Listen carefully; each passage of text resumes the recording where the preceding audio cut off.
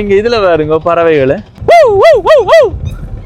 ஆமா, ஓ உண்மையா இது ஊரா என்னன்னு தெரியல மக்களே. எனக்கு கிடங்குகள் இருந்தாலும் தெரிஞ்சு பயமா இருக்கிறாடி.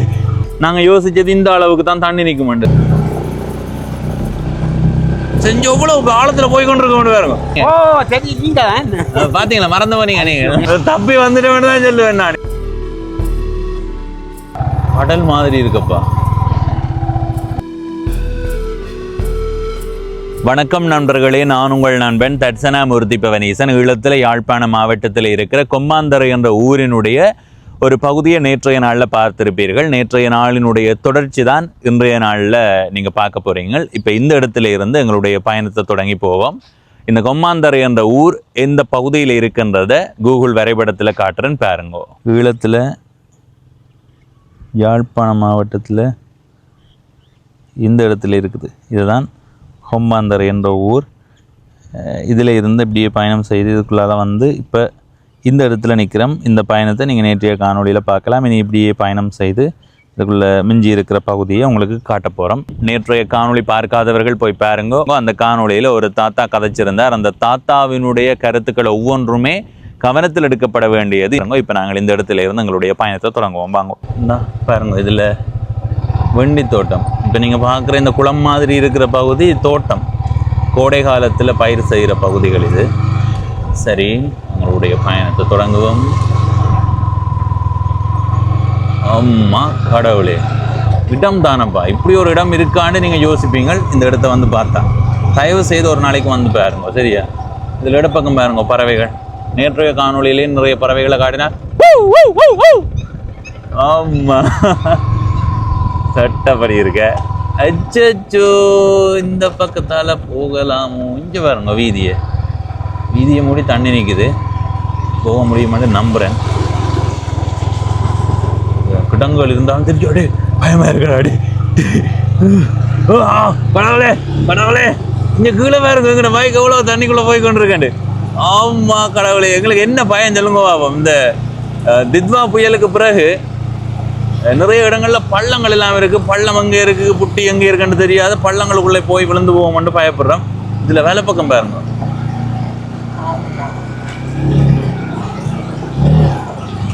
கடவுளே, இது நின்றுச்சுன்னா சரி, நின்றுதானே கிடைக்கல. அதை செஞ்சு எவ்வளவு ஆழத்துல போய் கொண்டிருக்க பாருங்க. நின்றத விட சரி கதை. கடவுளே, தப்பி வந்துட்டு தான் சொல்லுவேன் நான். இதுவே தண்ணி ஓட்டம் இருந்தால் அது கரைச்சல். இது தண்ணி ஓட்டம் இல்லை, அப்படியே மெதுவாக நிற்குது. எவ்வளோ வரைக்கும் தண்ணி இருந்ததுன்றதை உங்களுக்கு காட்டுறேன். எங்கிட்ட பைக்கை நிப்பாட்டினோம்னா சரி கதை. இங்கே எவ்வளோ வரைக்கும் சொல்லுங்க, தண்ணி நின்றது. இங்கே இவ்வளோ வரைக்கும் தண்ணி வந்தது. இந்தா இவ்வளோ ஆழத்துக்கு கீழே போடுது. அது பார்க்க அப்படி தெரியல மக்களே. சத்தியமாக பயந்து போனேன் சொல்லுங்க ஆகும். அதுக்குள்ள நின்று அதை உருட்டி கொண்டு வர்றது. பெரிய அளவில் தண்ணி ஓடுற இடம் இருக்குல்ல. இப்போ எங்களுக்கு தெரியும் இது வந்து ஒரு குளம் மாதிரியான அமைப்பு, இது ஒரு வீதி.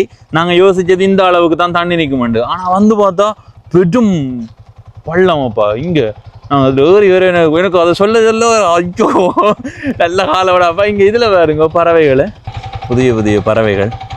நல்ல காலம் ஆத்தி உயிர் போய் வந்ததாப்பா. எனக்கு சத்தியமாக எனக்கு உயிர் போய் வந்தது இதுக்குள்ளால விரைக்க. இந்த அளவுக்கு தண்ணியண்டா யோசிச்சு பாருங்க. நான் அவ்வளோ இது சொல்லணும் போலேயே கிடக்கிறாது. பாப்பா வீட்டை போய் கதைப்போம், நல்லா கதைப்போம்.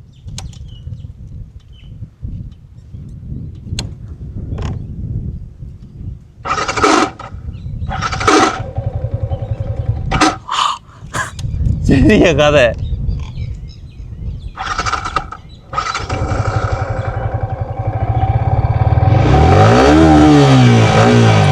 சரி தப்பிச்சம்பா. எனக்கு இந்த இது பயம் இல்லை. பைக்கு இதுக்கு பக்கத்தில் செய்து போட்டு போகலாம். எங்கேயாவது நல்ல ஆழமாக இருந்திருந்தா நான் யோசிக்கல இந்த அளவு ஆழமண்டு. கடவுளே, இதில் இருக்கிறது ஒரு பைரவர் கோவில். ஓ, உண்மையா இது ஊரா என்னன்னு தெரியல மக்களே. எனக்கு இப்படி ஒரு ஊர் யாழ்ப்பாணத்தில் இருக்கான்னு நான் யோசிக்கிறேன். சத்தியமா அப்படி இருக்கு, நல்லா இருக்கு ஊர். உங்களுக்கு அந்த கோவில் பகுதியையும் போய் காட்டுறேன். இதால் இப்படி நேர போவோம் முதல். இதில் இந்த இடப்பக்கம் எல்லாம் தண்ணியாக இருக்கிற இடமெல்லாம் தோட்டங்கள் செய்கிற பகுதின்னு தான் நான் நினைக்கிறேன். எனக்கு தெரியலை, எதுக்கும் போய் விசாரித்து பார்ப்போம். இதால் இந்த பக்கம் போவோம். இதில் இருக்கிறது வைரவர் கோவில். நல்ல சூழியாக இருக்குது. நெற்குழு இதில் இருக்குது. நெற்குழு வைரவர் காளியம்மன். இந்த பக்கம் பாருங்க, மரங்களை பாருங்க, எவ்வளோ மரங்கள். சரி, இந்த கோவிலுக்கு போவோம். கோவிலின் முன்பகுதியால் அப்படியே சுற்றி வருவோம். சரியா? இதில் இந்த பக்கம் இருக்கிறது அம்மன் கோவில். ஆனால் இந்த பக்கம் பார்த்து கொண்டிருக்கே, மேற்கு பக்கம் பார்க்குது இந்த கோவிலினுடைய முன்பகுதி. இதில் இருக்கிறது வைரவர் கோவில்.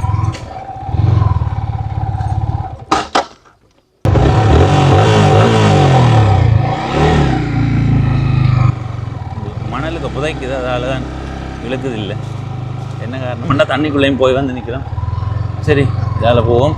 இதில் இடப்பக்கம் பாருங்க தோட்டம், உண்மையாக நிறைய தோட்டங்கள். இந்த பகுதியை பாருங்கப்பா,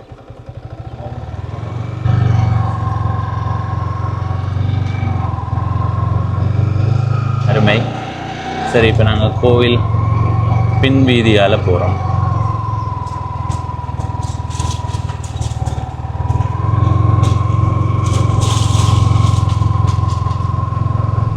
சரியா? இந்த இடமெல்லாம் பாருங்க, பெரிய மரங்கள்.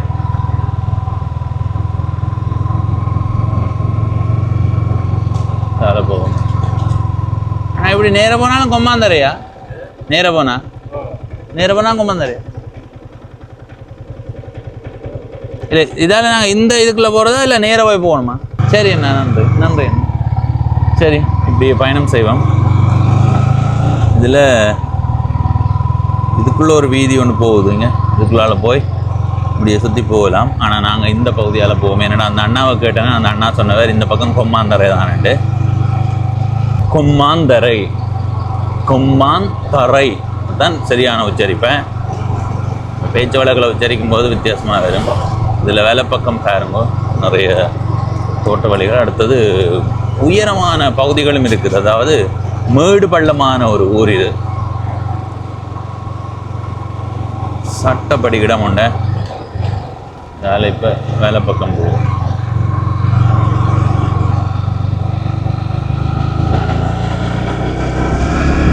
சரி, இந்த வீதியால் இப்படியே போவோம். இந்த வீதியில் வலப்பக்கம் குடியிருப்புகள் இருக்குது, இடப்பக்கம் தோட்ட வழி.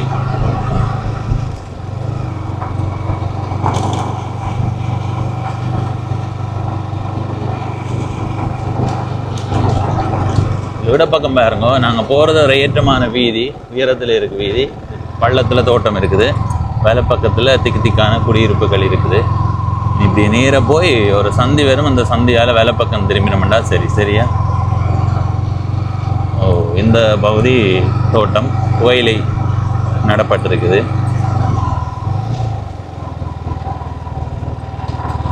இதால் எப்படி போகுது. நாங்கள் இந்த வீதியால் வந்திருக்கிறோம். ஆனால் அந்த ஊர் பகுதியை போய் பார்க்கல. பிரதான வீதி மாதிரி தான் இது. இந்த வீதியால் வந்திருக்கிறோமே. ஏன்னா அந்த ஏதோ ஒரு இடத்துக்கு போயக்க வந்து நாங்கள் இதில் வலப்பக்கம் தோட்ட வழி, இடப்பக்கம் குடியிருப்புகள், நெருக்கமான குடியிருப்புகள் இருக்குது.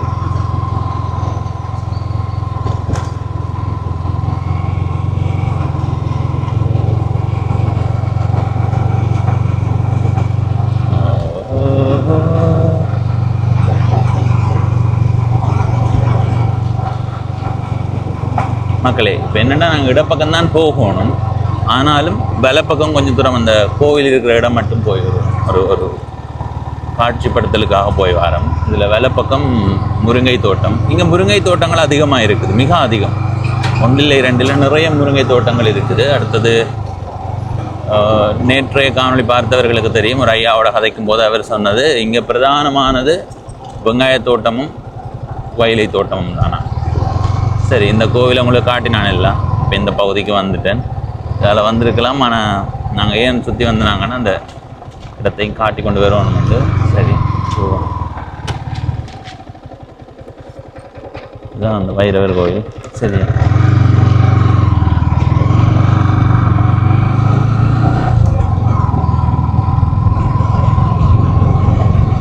சரி இப்படி மேலால பார்த்து கொண்டு வாங்க.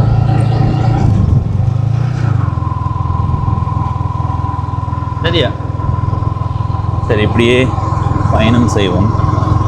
ஒரு குறுக்கு வீதி ஒன்று போகுது. இந்த வீதியால் இப்படியே பயணம் செய்வோம் வேகமா.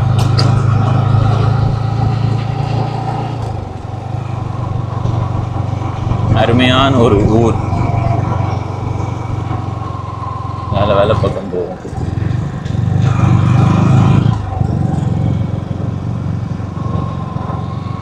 தெரியுமா என்ன தெரியும். நீங்க உங்க வடிவா அவருக்கா மாட்டு வண்டியில ஏத்தி கொண்டு போனீங்க? ஓ சரி, நீங்க பாத்தீங்களா? மறந்து போனீங்க நீங்க. எங்களுக்கு தெரியாது. 62 வயதாச்சு. 62 வயதா? 90 வயது ஒரு ஐயா சந்திச்சு போட்டு வரணும். உடனே கண்டோட பவனீசன் என்று சொல்றேன் நீங்க. அப்ப என்ன விட திறமையாலியும். சரி சரி சென்று வரோம். சரி நாங்கள் இனி இப்படி இந்த வீதியால போவோம். இதுல இப்ப இடப்பக்கம் போவோம். சரியா? இந்த நேரு வீதிக்கு போவோம். ஆனால் அதுக்கு முதல் இந்த இடப்பக்க வீதியால், இந்த குறுக்கு வீதியால் போய் சுற்றி சுற்றி பார்ப்போம். சரியா?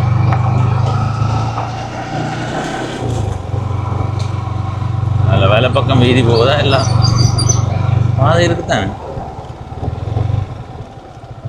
சரி இதோட சரியா என்ன சிக்கலண்டா, நாங்கள் ஒரு குறுக்கு வீதியால் போய் அந்த மற்ற பகுதிக்கு போவோம்னு பார்த்தோன்னாங்க. அந்த குறுக்கு வீதிக்குள்ளே போக ஒரு வீட்டடியில் போய் நிற்கிது வாகனம்.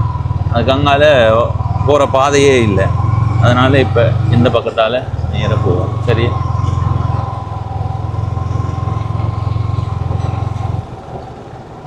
ஒவ்வொரு வீட்டோடையும் இங்கே பாருங்க முருங்கை தோட்டங்கள் இருக்குது. அதால போயிடாதா? எந்த அளவு தண்ணி நிற்கும்? அது இவ்வளவு எங்க அவ்வளவு இந்த அளவு இவ்வளவு தண்ணி நிற்கும் அந்த பாதை. அந்த பாதை இல்லையா? அதுக்கு போகக்கூடாது. அப்போ அதுக்கு போய் நீங்க போக மாட்டீங்க, எல்லாம் தூஞ்சி போய். சரி சரி சரி. அந்த பாதையால இறங்கி அப்படியே ஒரு சின்ன கோயில் இடம். அந்த கோயிலால திருப்பி நேர போகும். நேர போக ஒரு முச்சாம் இப்படி திரும்புது. திரும்புற இடம் இப்படி உங்களோட இடக்கைக்கு திரும்பும். இந்த ஊர். சரி சரி சரி ஐயா, நன்றி நன்றி. சரி மகிழ்ச்சி. என்னென்னா நாங்கள் இன்னொரு குறுக்கு வீதி ஒன்று தெரிஞ்சதான் அந்த குறுக்கு வீதிக்குள்ளே போகலாம்னு கேட்டு நாங்கள் அதுக்குள்ளே போக முடியாதாம். சரியான வெள்ளமா. சரி இந்த வீதியால் இல்லை இல்லை இங்கே வேற இல்லை. நான் இதில் இருக்கிறது சனசமூக நிலையம். சரி இப்போ நாங்கள் இந்த கோவிலடியை பார்ப்போம். கோயில் எப்படி இருக்குன்னு பாருங்கோ.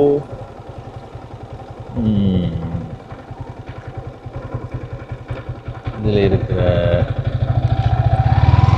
கோயிலுக்கு பேர் மனோன்மணி அம்மன் கோயில். இதில் பாருங்க ஒரு கேணி இருக்குது. பாருங்க ஒரு பெரிய கேணி. கோயிலுக்கு முன்னுக்கு பாருங்க கடல் மாதிரி இருக்குப்பா, வெள்ளம். அப்படியே இந்த பக்கம் பாருங்க, இதுதான் மனோன்மணி அம்மன் கோவில். சரி நான் இந்த கோவில் அடிக்க வேறே இல்லை மக்களே. நான் வந்தேன்னு நினைச்சேன், ஆனால் நான் வேறே இல்லை. சரி இடப்பக்கம் பாருங்க, அந்த தண்ணி நிற்கிற பகுதியை சுற்றி, அதாவது கோவிலினுடைய காணி வெளிப்பகுதியோட நிறைய மரங்கள் அப்படியே சுற்றி பாருங்க, நிறைய மரங்கள். சரியா? சரி இனி இப்படி இந்த வீதியால் போவோம்.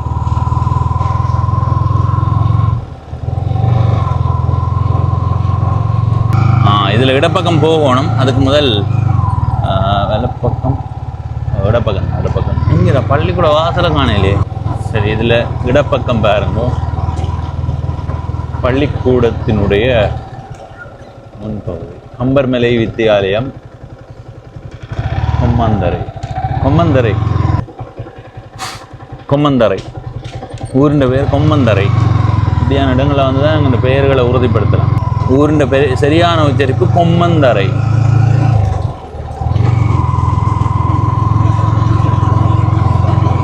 சரி இதால் இப்படியே போவோம்.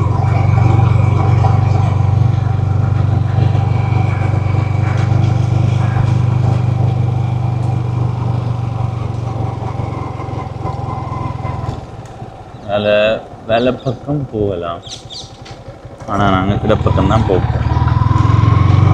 நண்பரை தொடர்பு கொண்டு கபம் நினைக்கிறேன்.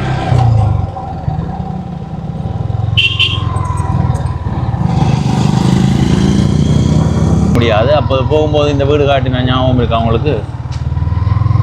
அதனால் அது நேற்றைய காணொலியில் தான் பார்த்துருப்பீங்க. அதனால் இப்போ என்ன செய்ய போகிறோம்டா, இந்த வீதியால்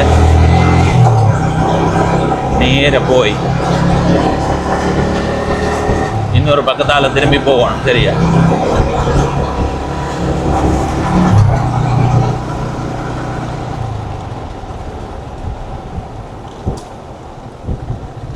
இந்த பாருங்க, பறவைகள், நிறைய பறவைகள் நிற்குது. கண்ணுக்கு தெரியுதோ தெரியல, நிறைய பறவைகள். இப்போ நாங்கள் இதால் போய் இன்னொரு குறுக்கு வீதியூடாக போய் பிரதான வீதிக்கு போக போகிறோம். இந்த இடமெல்லாம் பாருங்க எப்படி இருக்குண்டு, இப்படியே பார்த்து கொண்டு வாங்க.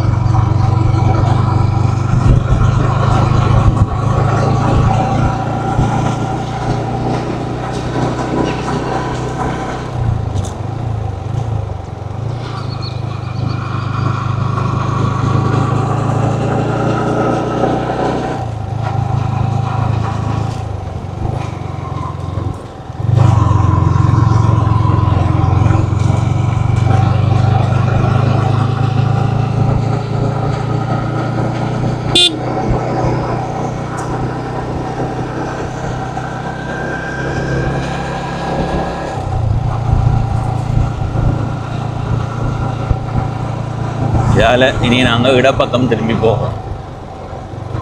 அப்போதான் நாங்கள் இனி அப்போதான் அதை வேண்டாம்.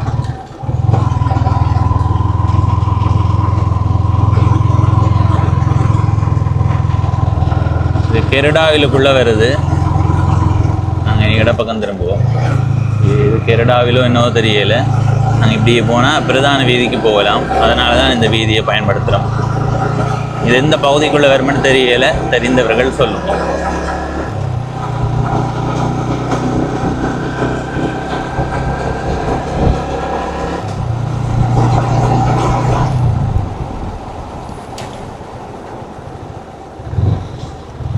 இந்த காணொலியில் கூடுதலாக கோயிலும்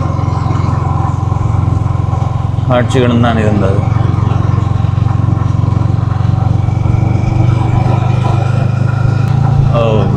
நல்ல வடிவான இடம். இதில் வேலை பக்கம் பாருங்க, தோட்ட வழி.